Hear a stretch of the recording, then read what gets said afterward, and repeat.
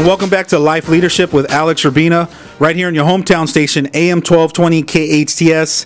Today we're talking about self-leadership, and we want you to call in or get involved with the conversation. You can call in at 661-298-KHTS.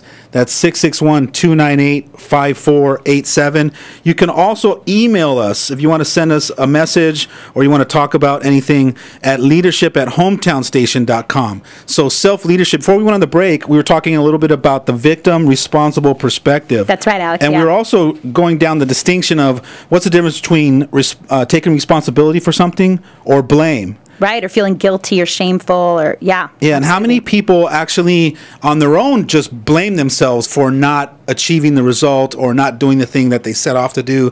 I think that's pretty big. In a large percentage, yeah. Yeah. Yeah, I know I have in the past in my life blamed myself when things didn't go the way that I wanted them to go. And instead of feeling empowered by responsibility, went into guilt and shame and, an ugly place. So tell me a little bit about the shift when you were chronically had this behavior pattern of blaming yourself and guilting, and then all of a sudden got introduced to this new concept called standing in your power and taking responsibility rather than blaming yourself or faulting yourself. Yeah, so how did the shift happen? Yeah, when did the shift come, and when did it click for you, the distinction about the two, that they separated themselves?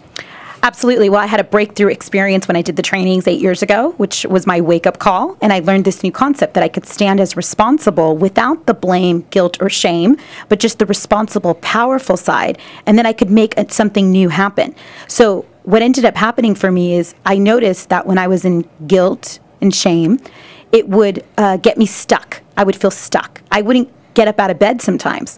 So I just wouldn't produce any result. I wasn't changing the result that I didn't want to have happen. I just wasn't producing any result. And it would just feel icky and bad, and it would just get worse and worse and worse.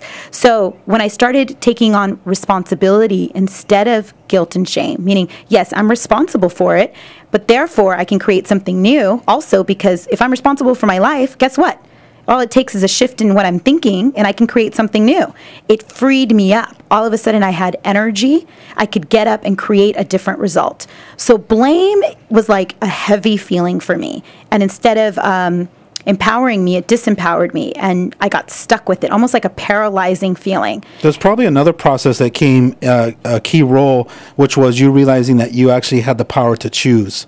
Yes. Right? When you realize through these trainings or this awakening or this coaching, you realize, wait a minute, I actually do have the power to choose either or. I can choose to be in self-beat up, blame. Exactly. Yeah. Or I can choose just to look at it, choose to take responsibility for it, acknowledge it, and then redeclare and recommit to something that's going to create a different result. Yes. Is that right? Yes, absolutely. For me, the big wake-up call in this process was when I had a coach look at me and say, some version of, what's the payoff you're getting for beating yourself up and blaming yourself?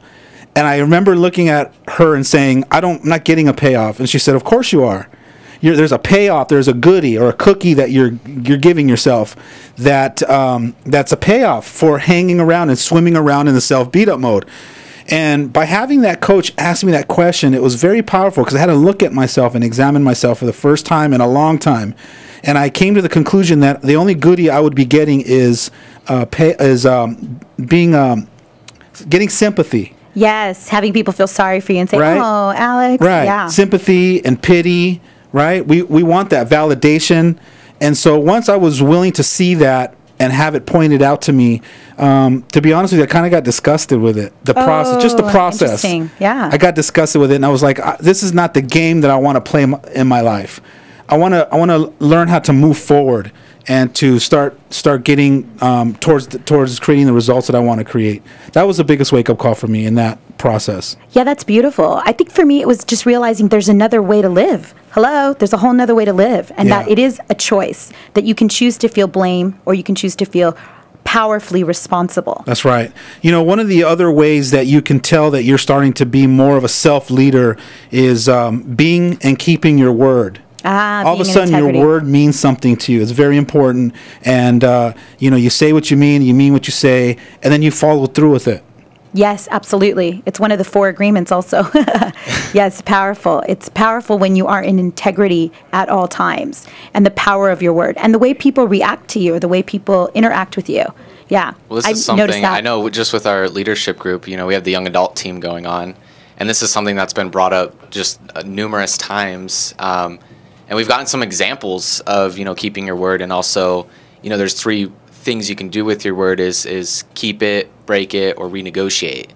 And I think one of the most powerful things I learned, from the both of you was the ability or the power to renegotiate your word, because it wasn't a possibility in my mind that you could even do that. Well, who teaches you that stuff in school? Do they teach you about keeping your word, being your word? No one teaches you those kinds of distinctions, right? No, it's usually, if anything, your parents. But, my dad always talked about keeping your word, but sometimes life throws things at you and you can't. You try to find a way around it if you can, or you just end up breaking your word. That's a great takeaway, by the way. Yes. Yeah. The 3 things you can do with your word, and the importance of just keeping your word, because some people don't even have a concept of it. Don't even think about the importance of being in integrity and what integrity means to you. I know for me, until I started doing this work and coaching this work, I had never even heard the word integrity. I was like, okay, new vocabulary word. Here's another one for me that it's another kind of a pivotal point. As you start to show up this way, you can pretty much start to see your path and your journey of being a self-leader is when you learn how to be bigger than your circumstances. Oh, yeah. What does that mean to you, Bryce, when I say be bigger than your circumstances? That means I don't allow my circumstances to define who I am and what I'm showing up as. That's, if I made a word and I intend on keeping it, life is going to throw obstacles your way. Your car breaks down, and you have a meeting at 10 o'clock and it's 9:45. Well, you have a couple options now, right? So right. You're getting ready. You gave yourself a half hour to get to your meeting, and all of a sudden you get out there to your car and you start it and it doesn't work. It doesn't start. So in that moment, right, the circumstances, your car breaking down. Right. You have an opportunity to choose to allow your car breaking down be bigger than you, or you realizing in that moment that you're bigger than the car breaking down. Right. And then now what it starts is a new opportunity, a new possibility for you to figure out how to reinvent yourself and make sure, sorry. Yeah. You have now a half hour. You probably have about 28 minutes now, right? To figure out how to get yourself to that meeting and still be on time and keep your word. Right. So you got to be open to the possibilities. Most people think start looking at it. That's it. That's my car. It's broken down. I'm done. I can't make the meeting. I can't make the meeting. I'm so be then late. You accept it. You accept whatever happened. Right. But you still got time on the clock. Right. It's like playing a football game and you still got, another 10 minutes or another 5 minutes to play, and you've already decided that there's no way you can score 3 touchdowns in 5 minutes. Right. But if you've been working on yourself and you allow yourself to be open to all possibilities, if that involves pushing your car off to the side, leaving it there, calling a friend and having them take you to the meeting. Okay, so that's a one possibility that some people don't see. What's another possibility? Calling a taxi, having a taxi come 2 pick you possibilities. Up, taking the bus. The bus, that's 3. Running. Running depending full on how speed, far away. right? Calling the person that you have the appointment with at 10 and saying, hey, my car broke down. Can we create a win-win here? Can I meet you at 10:30? Here we go, renegotiate. So renegotiating. Can I make it up to you? How can I make it up to you? Hey, you know what? Yeah. You're not necessary to be at this meeting. It's not that critical. How about you just make it up to us tomorrow? Or we'll meet at 10:30 instead of 10. Absolutely. Like and so this is the power of coaching, is coaches have other people see different possibilities that they can't see before. Right. Right? Yes, this is exciting stuff, Alex. I'm definitely into this. Self-leadership. So stay tuned for more. We're going to talk more about self-leadership. And please call us if you have any questions or you want to tell us what it means to be a self-leader. Our number is 661-298-KHTS or 661-298-5487.